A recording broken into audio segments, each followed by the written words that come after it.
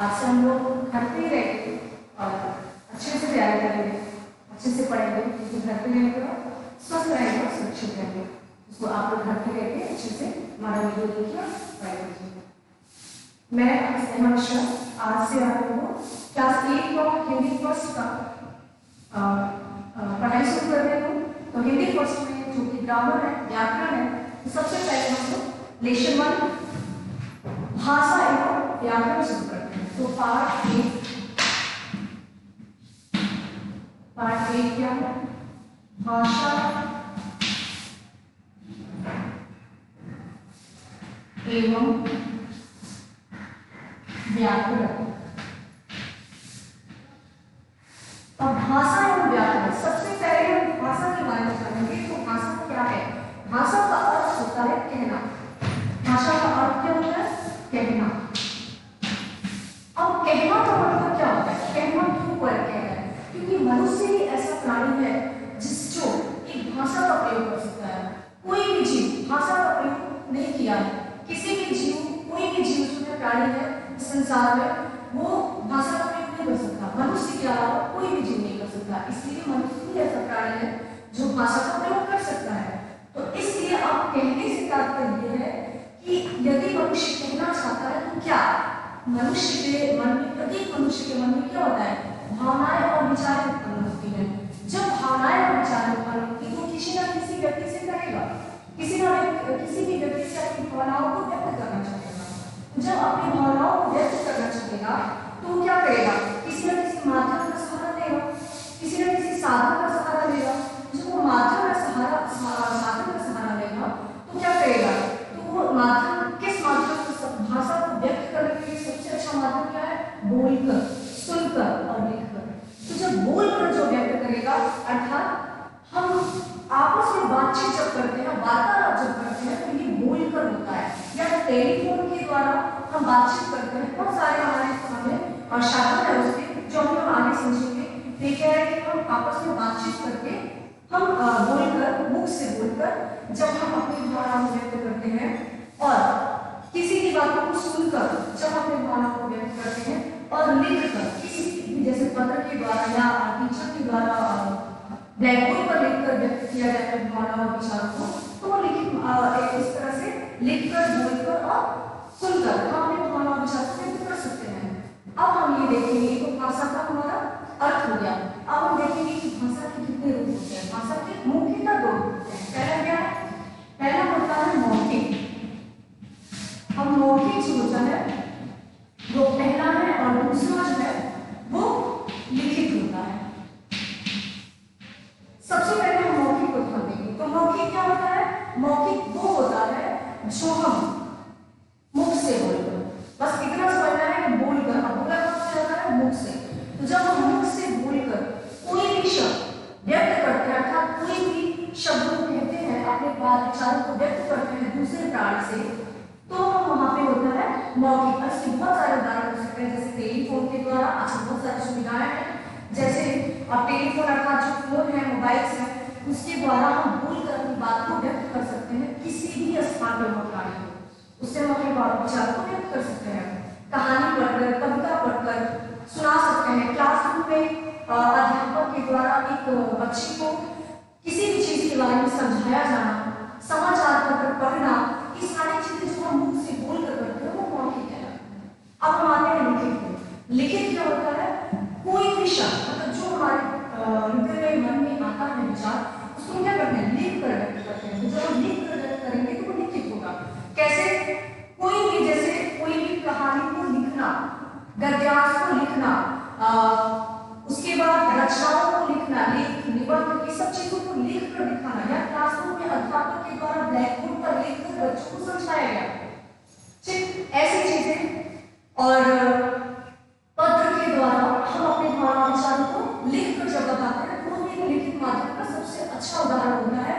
तो लिखित और मौखिक दोनों समझ गए कि लिखकर और बोलकर, ये दोनों हम समझेंगे तो क्या हो जाएगा? मौखिक और लिखित कहलाएगा। तीसरा एक और होता है सांकेतिक। परंतु सांकेतिक को हम पढ़ते आ रहे हैं, हमें पता है कि सांकेतिक को संविधान की दृष्टि से मान्यता प्राप्त नहीं है, इसलिए उनको हम नहीं रख लेते हैं, क्योंकि से उनको बहुत लाभ प्राप्ति नहीं होती है, तो मुख्य रूप से हमारी बोली होती है, तो हम बोली पढ़ेंगे तो भाषा हमें समझ में आ जाएगा। अब हम पढ़ेंगे बोली और उपभाषा। अब बोली और उपभाषा में सबसे पहले अब देखेंगे हम बोली। बोली क्या है? बोली में देखेंगे कि बोली क्या होता है।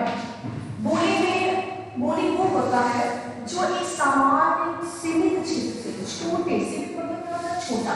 एक छोटे क्षेत्र से जब कोई छोटे क्षेत्र में जब कोई किसी रूप में जब बोली बोलते हैं कुछ, तो उसे बोली बोलते हैं। अर्थात किसी ये भी कह सकते हैं कि क्षेत्रीय रूप इसको बोला जा सकता है, क्योंकि सीमित क्षेत्रों में बोली जाने वाली कुछ भी शब्दों को क्या होता है बोली। तो बोली का तात्पर्य ये है कि छोटे से भूभाग, क्या है? छोटे से सीमित भूभाग में जब हम कोई भी शब्द का प्रयोग करते हैं, भाषा का प्रयोग करते हैं, उसे हम बोली कहते हैं। बोलियां जैसे हमारा भोजपुरी है, अवधी है, ब्रज है, ये सारे छोटे छोटे भूभागों में बोले जाते हैं, उन्हें हम बोली कहते हैं। ये मुख्य रूप से कितनी होती है? 8 बोलियां होती हैं, जिसमें हमारा भोजपुरी भी है। अब हम आएंगे उपभाषा। उपभाषा क्या है? सबसे पहले हम बोली क्या समझे? एक सीमित क्षेत्र में बोली जाती है, अर्थात एक छोटे से क्षेत्र में बोली जाती है। और वही उपभाषा को लेंगे हम, तो उपभाषा क्या होता है कि एक छोटे से क्षेत्र से बोली जाने वाली बोली जो है वो एक बड़े से भूभाग में विस्तृत होकर फैल जाती है, वही मिलता है उपभाषा। अर्थात बोली क्या होता है? सीमित क्षेत्र में बोली जाती है, और उसी सीमित क्षेत्र से जब फैलता है, अर्थात वो भाषा विकसित होता है, विस्तृत होता है, तो वो एक बड़े से भूभाग में विस्तृत हो जाता है। और वो क्या होता है? एक प्रांत में फैल जाता है। प्रांत मतलब प्रदेश। जब वो प्रदेशों में फैल जाएगा तो उसे हम क्या बोलेंगे? उपभाषा। समझ में आया? तो उपभाषा जो है, अब इन दोनों में अंतर क्या है? बोली जो है वो सरकारी कामकाजों में प्रयोग नहीं किया जाता, परंतु उपभाषा जो है वो क्या करेगी? लघु कथा, कहानी, इन सब चीजों में साहित्यिक रचनाओं में प्रयोग किया जाता है। जैसे उदाहरण के लिए जैसे पश्चिमी हिंदी, पूर्वी हिंदी, पहाड़ी हिंदी, ये सारी क्योंकि पश्चिमी क्षेत्र, पूर्वी क्षेत्र और दक्षिणी क्षेत्र ये सब क्या है? एक क्षेत्र हो गया, अर्थात एक बड़ा सा भूभाग हो गया, एक प्रांत जैसा हो गया, इसलिए इसे उपभाषा कहते हैं, क्योंकि ये बोली से थोड़ा विस्तृत जगह पे हुआ है। बोली छोटे जगह पे और उपभाषा बड़े जगह। ठीक है, अब हम पढ़ेंगे राजभाषा। राजभाषा व आर्थिक। अब राजभाषा क्या है? राज मतलब क्या? राज्य, प्रांत। अब हमारा राज्य क्या है? उत्तर प्रदेश। हम देखेंगे राष्ट्र क्या है हमारा? भारत, हमारा देश। तो हमारे राष्ट्र की भाषा हिंदी है, सबको पता है, पर हमारे राज्य भाषा भी हिंदी है। अब इसी के बारे में बता रहे हैं कि राज्य भाषा हिंदी कैसे? राज्य भाषा जब हिंदी को राज्य भाषा घोषित किया गया, तो इनको सरकारी कामकाजों में, कार्यालयों में उपयोग करने लगे हैं, क्योंकि इनको मान्यता प्राप्त हो गई सरकारी कामकाजों में। जब सरकारी कामकाजों में इनको मान्यता प्राप्त हो गई, तो इनको हम राजभाषा, राष्ट्रभाषा के साथ साथ राजभाषा का भी नाम दे रहे हैं। ये राजभाषा भी है।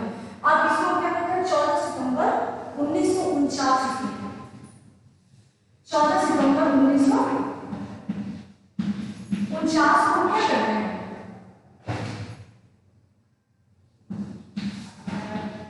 14 सितंबर 1949 को क्या करते हैं? इनको संविधान में राजभाषा का दर्जा प्राप्त हुआ, मान्यता प्राप्त हुई। क्या करें? संविधान के अनुच्छेद इनको 343 के अनुसार सब की राजभाषा घोषित करती है। ठीक है, इनको राष्ट्रभाषा के साथ साथ हिंदी को राजभाषा भी घोषित कर दिया गया, अर्थात पूरे उत्तर प्रदेश में हम सरकारी कामकाजों में राजभाषा हिंदी का प्रयोग करते हैं। ठीक है, तो आपको ये संपर्क पहले से सब जल्दी समझ में आ जाएगा, मुझे जहां तक लग रहा है। भारतीय भाषाएं क्या है? संविधान की 8वीं अनुसूची। क्या कह रहा है कि संविधान की 8वीं अनुसूची में कितने भाषाओं को मान्यता दी गई? 22 भाषाओं को मान्यता दी गई, और उसमें हमारी क्या आती है? उसमें हमारी हिंदी और संस्कृत भी आती है। उन 22 भाषाओं में हिंदी और संस्कृत भी आती है। ठीक है, अब हिंदी और संस्कृत आएगी, इन दोनों के लिए सबसे पहले क्या करें? भाषाएं घोषित होती हैं तो उनकी लिपियां भी साथ में घोषित होती हैं। अब लिपियों के बारे में आगे पढ़ेंगे, लेकिन हम यही जान जाते हैं कि इन दोनों की क्या है लिखना,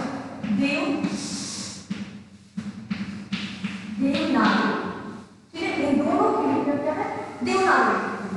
तो इन 22 भाषाओं के अलावा ये हिंदी और संस्कृत भी है जिनकी लिपि क्या है देवनागरी।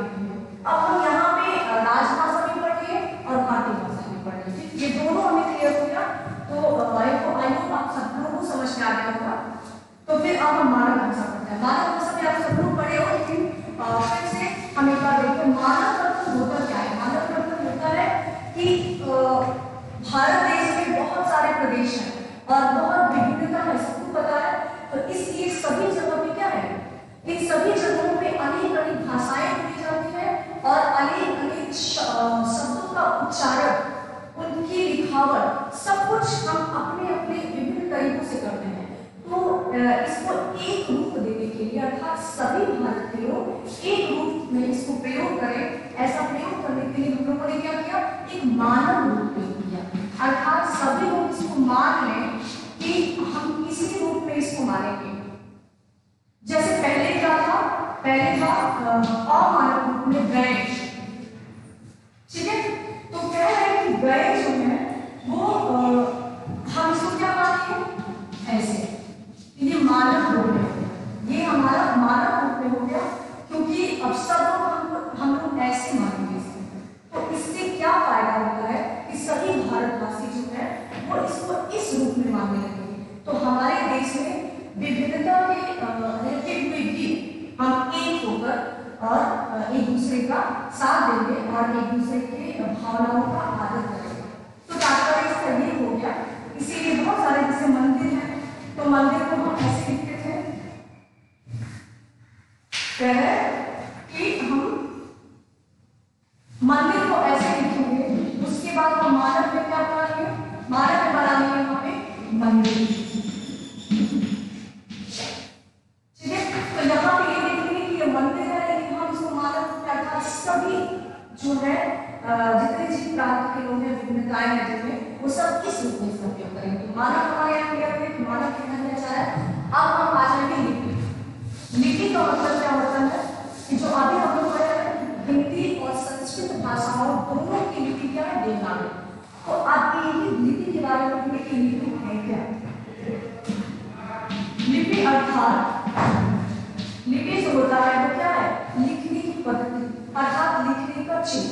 जब लिखने का चिन्ह अर्थात जो हम कोई भी शब्द, कोई भी भाषा लिखते हैं तो उसकी पहचान के लिए चिन्ह होता है, उन्हीं चिन्हों को क्या होते हैं लिपि। तो इसी को बताना चाह रहे हो कि जितनी भी भाषाएं होती हैं भारत में या प्रदेशों में जितनी भाषाएं होती हैं, भारत में बहुत सारे प्रदेश हैं, तो सब प्रदेशों की अलग अलग भाषाएं होती हैं, तो उन सभी भाषाओं की अलग अलग अपनी लिपि भी होती है। तो वो लिपि का तात्पर्य भाषा को लिखने का चिन्ह। जब किसी भी भाषा का, चाहे वो हिंदी भाषा हो, संस्कृत भाषा हो, असमिया भाषा हो, कोई भी भाषा हो, इन सभी भाषाओं की एक चिन्ह होती है ताकि हम उन्हें पहचान सकें कौन सी भाषा है। तो बस उन्हीं चिन्हों को क्या होता है लिपि।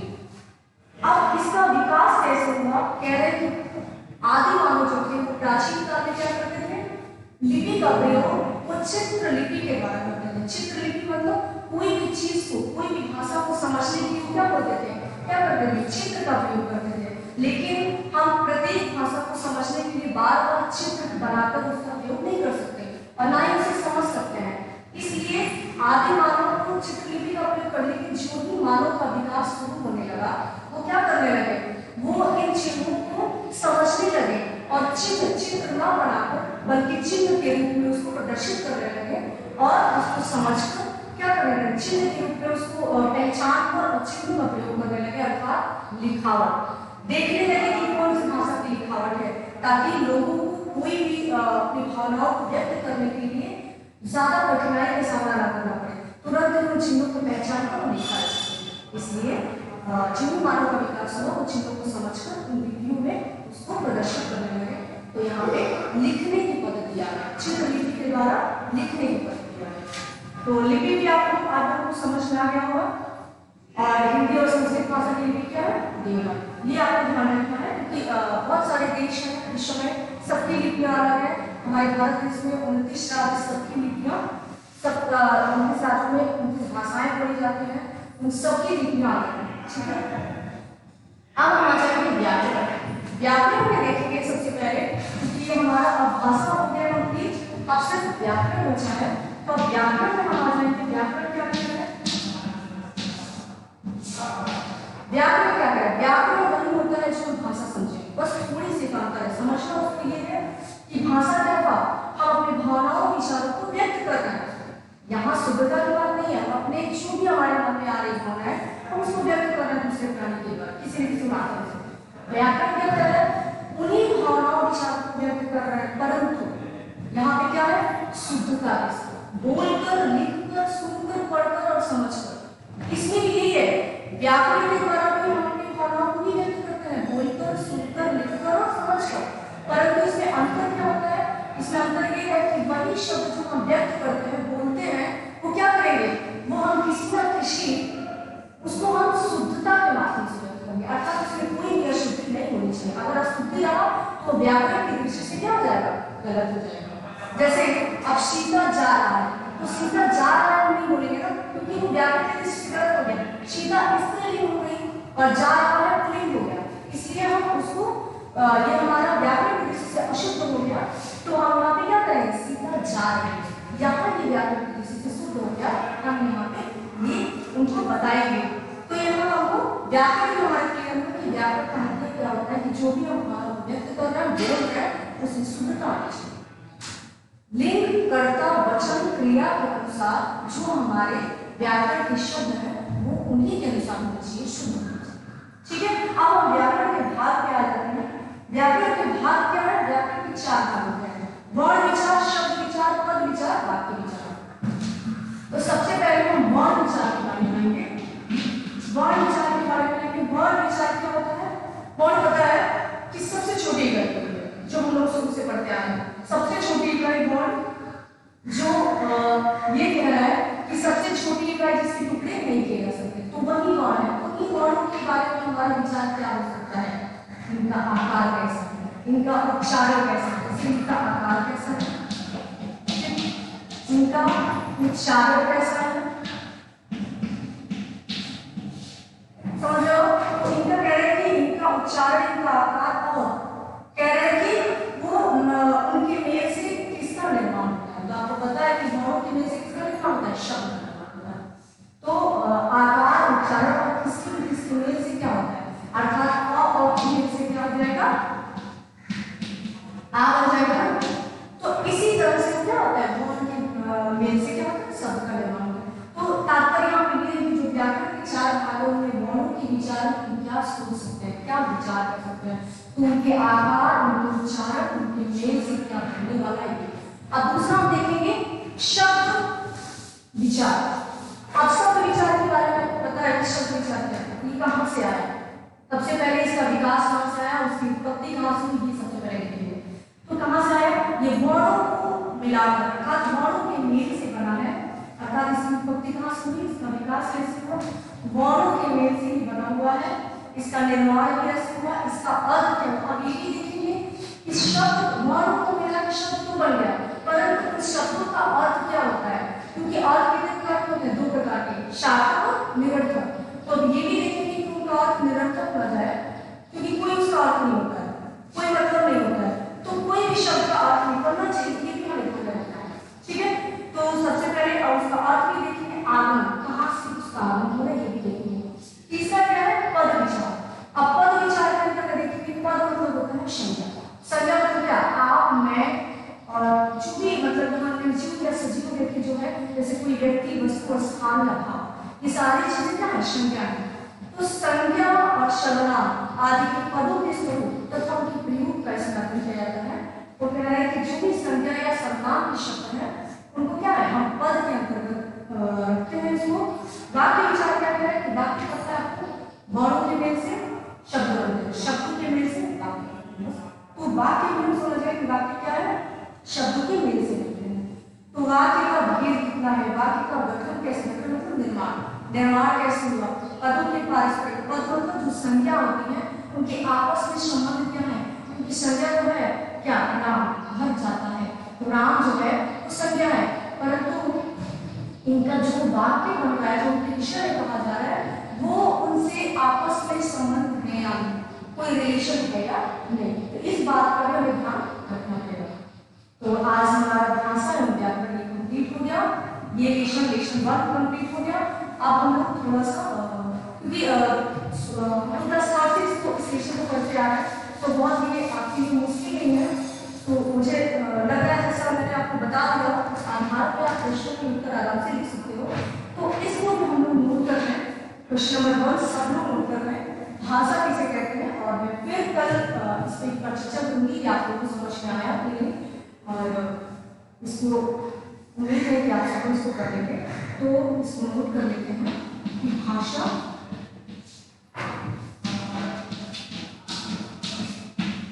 किसे कहते हैं।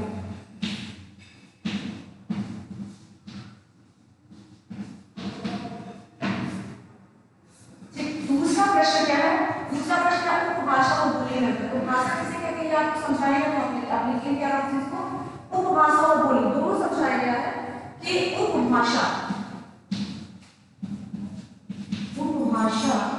व बोली में अंतर स्पष्ट कीजिए।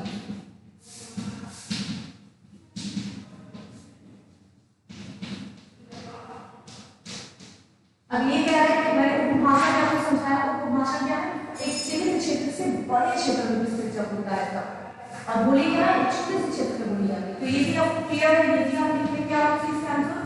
भाषा के कौन कौन से रूप होते हैं, भाषा के रूप पता है ना, 2 रूप होते हैं, मौखिक और लिखित। तो भाषा के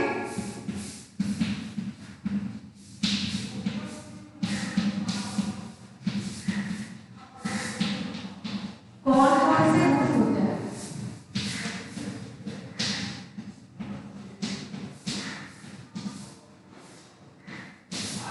ये भी आप प्रश्न लिखेंगे, मौखिक और लिखित। अगर उनके बारे में लिखना हो तो भी आप लिख सकते हैं। व्याकरण के कितने भाग होते हैं, 4। अभी हम लोगों ने समझा कि व्याकरण के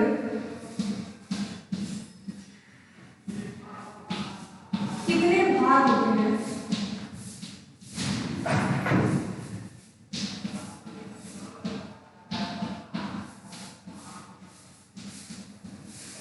अब कितने भाग होते हैं नाम लिखिए, उसके बारे में अगर पूछा जाए आपको तो भी जैसे वर्ण, शब्द, पद और ये 4 होते हैं, ठीक है, इसका नाम लिखना है। अब इसका नाम लिखना है तो अभी क्या करेंगे, मानव, मानव भी बताया गया है कि हम सभी जो है वो क्या नाम है, सभी मानव में विभिन्नताएं होते हुए भी हम क्या करते हैं, एक शब्द को एक वाक्य को हम मानव मान लेते हैं, तो उसी को हम मानव मान लेते हैं। तो 5वां प्रश्न क्या है, मानव भाषा किसे कहते हैं।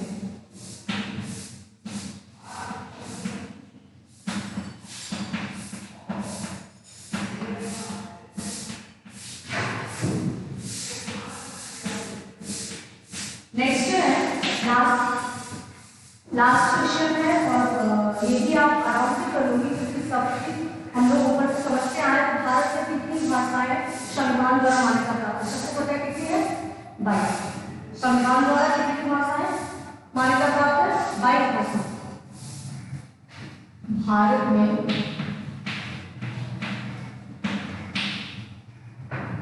कितनी भाषाएं,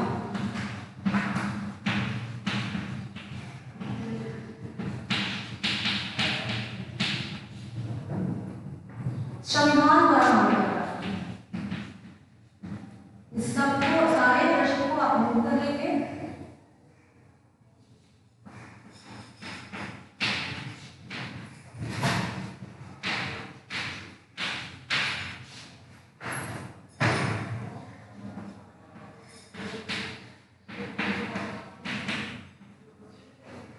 तो ठीक है, आज हम लोग का ये लेक्चर कंप्लीट हो गया, और फिर नेक्स्ट डे हम लोग आपको जो भी इसमें नहीं समझ में आएगा आप लिख के हमें बता सकते हैं। और वैसे मुझे लग रहा है कि हम काफ़ी लेक्चर पढ़ते आ रहे हैं, तो हमें सबको पता होगा। और अभी हम पूरा जितने क्वेश्चन थे सारा मैंने समझाया, तो उम्मीद करती हूँ कि आप सभी इसको अच्छे से कर लेंगे। फिर नेक्स्ट डे हम लोग मिलेंगे और दूसरा लेशन के साथ मिलेंगे। ठीक है, तब तक अपना ख्याल रखिएगा। Good bye.